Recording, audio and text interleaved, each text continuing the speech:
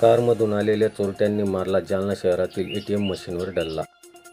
Gas कटरच्या साहाय्याने ATM machine फोडून 24,54,000ची रोकड केली लंपास। चोरटे सीसीटीव्ही कॅमेऱ्याच्या कैदेत। घटनेने शहरात एकच खळबळ उडाली। पोलिसांसमोर एटीएम चोरट्यांचा छडा लावणे मोठे आव्हान। स्थानिक गुन्हे शाखेचे पथक, सदर बाजार पोलिसांचे पथक आरोपींच्या शोधात रवाना। जालना शहरातील महावीर चौकात स्टेट बँक ऑफ इंडियाचे एटीएम अज्ञात चोरट्यांनी सोमवार रोजी फोडल्याची घटना घडली आहे।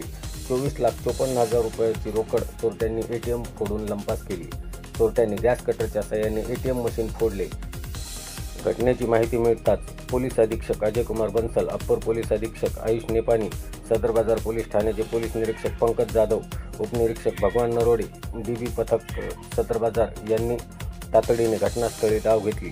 पोलिसांनी घटनास्थळाचा पंचनामा केला असून चोरट्यांनी एटीएमच्या सीसीटीव्हीचे DVR सुद्धा पळून नेले असून चोरटे सीसीटीव्ही कॅमेऱ्यात कैद झाले असल्याची माहिती पोलिसांकडून मिळाली।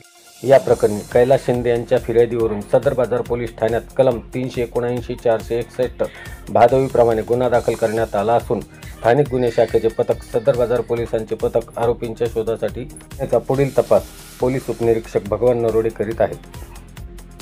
प्रसारमाध्यमांच्या प्रतिनिधींनी एटीएमचे व्हिजिटर आणि घटनेचे फिर्यादी कैलास गोपीनाथ शिंदे यांच्याशी अधिक माहिती मिळवण्यासाठी संपर्क केला असता त्यांनी सांगितले की एटीएमचे वरिष्ठ सुपरवायझर निलेश सर यांच्याशी दूरध्वनीवरून माझे बोलणे झाले असून वरिष्ठांनी सांगितले आहे की बातमी वगैरे लावण्याची काही गरज नाही।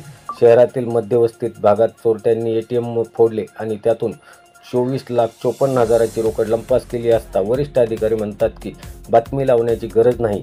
याचा अर्थ काय घ्यायचा? एवढी मोठी घटना मीडियापासून लपवण्यामागे वरिष्ठ अधिकाऱ्यांचा काय हेतू असू शकतो? असे अनेक प्रश्न उपस्थित होत असल्याचे नागरिकांमध्ये उलटसुलट चर्चा चालू आहे।